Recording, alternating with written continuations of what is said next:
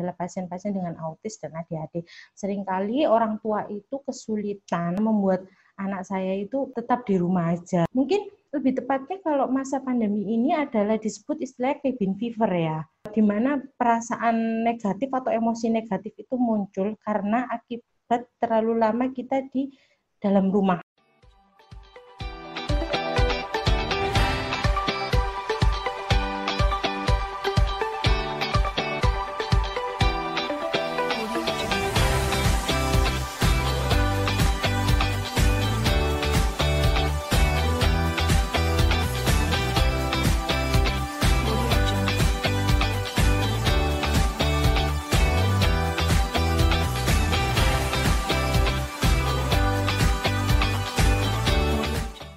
Untuk dokter sendiri, Dok, selama dokter praktek di masa pandemik ini, apakah ada nih, Dok, orang yang berobat datang ke dokter? Oke, kebetulan ini saya kan sekarang ini lagi di divisi anak. Pasien-pasien kami rata-rata yang datang ke Sutomo adalah pasien-pasien dengan autis dan ADHD. Seringkali orang tua itu kesulitan, gimana nih dok caranya membuat anak saya itu tetap di rumah aja, karena mereka juga masih main. Terus kegiatan apa yang bisa dilakukan? Ya itu kita memberikan alternatif kegiatan apa yang bisa dilakukan oleh ibu bersama dengan anaknya.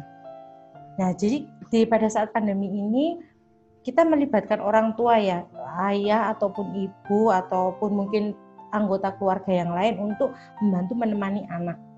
Jadi di situ anak mendapatkan berbagai kegiatan yang beraneka ragam. Mungkin pada jam sekian dia kumpul bersama saudaranya. Setelah itu nanti jam sekian sampai jam 7 sampai jam 8 pagi dia mengerjakan tugas. Nanti siang dia bermain bersama mamanya. Nanti jam tidur siang. Jadi dalam satu hari itu kita membuat jadwal untuk anak-anak, dan untuk esok harinya kita membuat kegiatan yang berbeda lagi untuk si anak ini. Mungkin lebih tepatnya kalau masa pandemi ini adalah disebut istilah cabin fever ya. Oke, kita bahas sebentar sekilas tentang cabin fever. Cabin fever ini adalah suatu istilah di mana perasaan negatif atau emosi negatif itu muncul karena akibat terlalu lama kita di dalam rumah atau isolasi. Seperti itu yang mungkin dirasakan oleh beberapa orang, apalagi yang dulunya dia aktif di luar, setelah itu harus stay at home, bekerja dari rumah. Itu sih muncul biasanya gejala cemas, depresi, terus gak punya motivasi hidup, terjadi gangguan tidur. Itu sih yang biasanya muncul pada saat cabin fever. Orang dewasa aja bosen ya dok, apalagi anak-anak gitu ya dok ya. Nah, dari jumlah pasien yang tadi datang ke dokter itu, secara persentage, berapa banyak sih dok yang anak kecil atau anak-anak yang berkebutuhan khusus dan anak-anak yang benar-benar normal? Rata-rata kalau yang datang dibawa ke psikiatri adalah anak-anak yang dalam tanda kutip berkebutuhan khusus.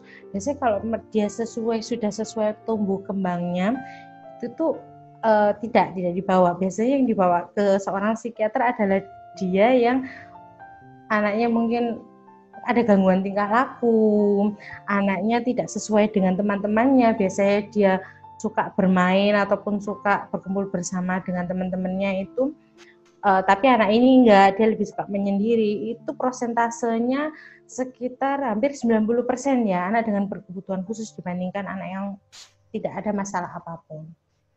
Sekarang agak bingung dok, kadang saya pun ya, dan masyarakat pun mungkin juga bingung. Kapan anak ini ketika bermasalah dibawa dan dikonsultasikan ke dokter anak, dan kapan dibawa ke dokter psikiater? Karena kadang pun saya juga mengalaminya, ketika anak kecil memiliki gejala yang agak berbeda tingkah lakunya, cenderungnya tuh konsultasinya ke dokter anak, seperti itu. Nah, limitnya seperti apa, dok? Biasanya ibu-ibu muda ini paling suka membuat milestone ya, milestone perkembangan anak. Di situ kan ada ya usia 0 sampai 3 bulan, apa yang bisa dia lakukan. Setelah itu 6 sampai 12 bulan, itu apa yang bisa dilakukan oleh anak. Biasanya ketika ada tidak sesuai dengan tumbuh kembang anak, misalkan nih harusnya kan 12 bulan itu dia sudah bisa berdiri dan mencoba berjalan ya, tetapi pada saat itu dia belum bisa ataupun ada keterlambatan dia dalam bicara, sebenarnya adalah indikator bahwa dia harus dibawa ke dokter. Rata-rata masyarakat kita membawanya ke dokter spesialis anak terlebih dahulu. Baru ketika itu dokter spesialis anak akan merujuk ke dokter psikiater. Sebenarnya kalau kapan sih kita membawa ke psikiater, kapan kita membawa ke dokter anak, itu adalah tergantung kembali lagi ke masalah masyarakat bahwa menstigma orang-orang yang datang ke dokter psikiatri itu, yang kerepotan kita dari situ. Biasanya pun juga orang-orang yang merasa, orang tua ini merasa bahwa oh ini ada terlambat nih perkembangannya, dia akan bawa ke dokter anak terlebih dahulu, baru nanti dari dokter anak itu akan dirujuk. Tapi sebenarnya gini, ketika orang tua ini merasa bahwa anak misalkan dia yang harusnya aktif itu ada di paling aktif itu 3-6 tahun tuh dia harus mulai mengeksplorasi dunia lingkungan sekitarnya, tetapi pada saat usia itu dia menjadi anak yang pendiam, berbeda, nggak ada salahnya kok untuk membawa ke psikiater. Tapi selama ini pasien-pasien yang dokter terima itu rujukan atau mereka langsung direct ke dokter? Biasanya ada yang beberapa yang direct langsung ke dokter bagian jiwa, ada yang rujukan. Biasanya yang dari langsung ke dokter jiwa ini beberapa yang sudah usia sekolah dan dikeluhkan oleh gurunya. Pada saat di sekolah ini si anak ini tidak bisa mengikuti pelajaran, sehingga akhirnya guru membuat suatu istilahnya rekomendasi bagaimana jika dibawa ke dokter psikiater anak, sehingga akhirnya orang tua pun oke, dibawa. Kebanyakan mereka tuh seperti apa, Dok? Seperti kurang fokus atau bagaimana? Banyak ya, kalau kita bicarakan, jadi kalau bicara tentang ada autis, ada ADHD, yang kita kenal ADHD itu adalah hiperaktif. Tetapi hiperaktif ini ada beberapa gejalanya, misalkan dia tidak dapat memfokuskan kepada sesuatu. Setelah itu dia itu kalau ngerjakan tugas itu nggak pernah sampai selesai.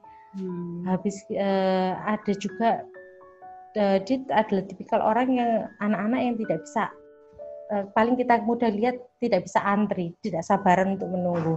Dan pada saat di kelas dia itu harus duduk, dia tidak bisa mengikuti untuk duduk dengan tenang, menyelesaikan tugas. Itu yang sering kadang dikeluhkan oleh guru-gurunya. Atau kalau kita melihat pada anak autis, mereka yang lebih suka dengan dalam tanda kutip dunianya sendiri. Dalam arti ketika orang lain semua teman-temannya bergaul, ketika teman-temannya lain bersosialisasi, si anak ini cenderung tidak menyukai itu. Dalam arti tidak menyukai, dia lebih suka mengerjakan pekerjaannya sendiri. Saat itu ketika dipanggil responnya lama, itu tuh juga kita sebagai orang tua harus aware ada apa nih dengan si anak.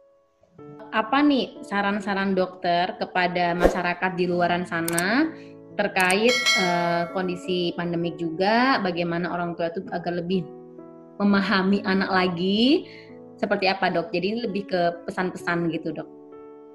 Oke. Yang jelas yang pertama adalah, yang paling penting adalah mendampingi anak, karena apalagi untuk ibu-ibu bekerja sekarang kan sudah mulai work from home ya. Jadi kan harapannya kita work from home berarti waktu kita lebih banyak dengan anak, libatkan anak dalam aktivitas apa yang bisa melibatkan anak, misalkan kita bermain bersama.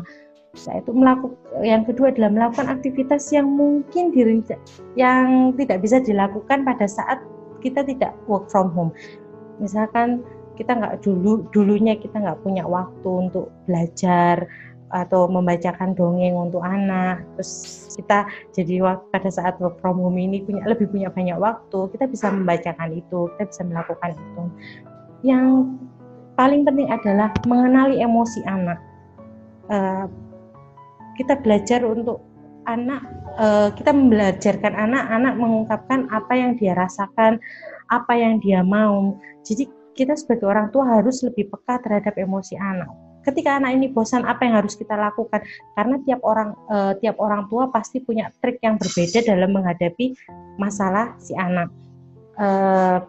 Bahkan terhadap mungkin saudaranya pun si anak ini yang beda, yang mesti yang berbeda karakter gitu. Itu pun juga pasti orang tua punya trik sendiri ya untuk bagaimana membujuk anak itu.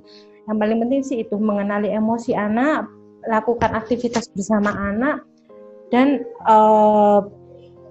apa yang paling penting adalah juga kalau bersosialisasi dengan teman-temannya ya. Bersosialisasi di sini bisa via daring ya. Untuk agar tidak terjadi cabin fever.